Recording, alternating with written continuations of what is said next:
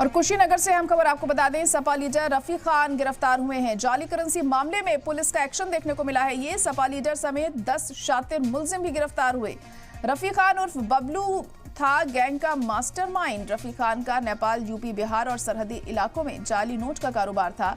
Gang का एक दीगर एक्टिव मेंबर नौशाद खान भी है, जो कि सपा का ओहदेदार है। तो बड़ी खबर इस वक्त आपको बता रहे हैं,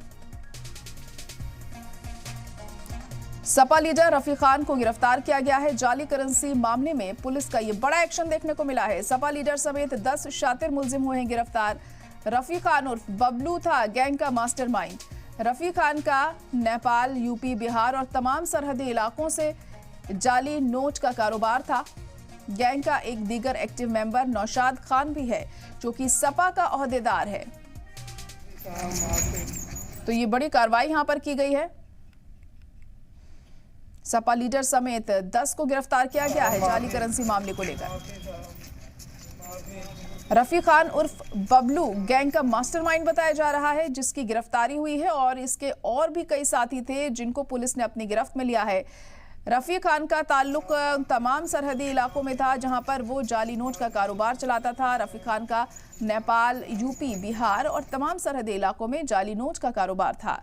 गैंग का एक दीगर एक्टिव मेंबर नौशाद खान भी है, जो कि सपा का ओहदेदार बताया जा रहा है। अब किस तरीके से आगे मामले में कार्रवाई होती है, पूछताछ में क्या कुछ निकलकर सामने आता है, ये अहम होगा यहाँ पर देखना। और ये जो कारोबार था कहाँ तक फैला हुआ था, ये पूछताछ में तफसील से पता चल सकेगा।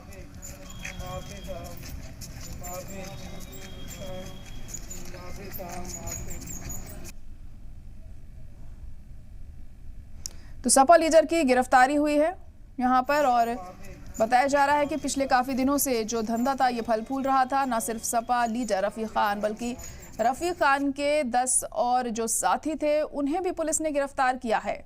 इनके खिलाफ सबूत मिले थे और अब हुई है इनकी गिरफ्तारी। अब आगे इस मामले में किस तरह से कार्रवाई की जाती है ये देखना होगा।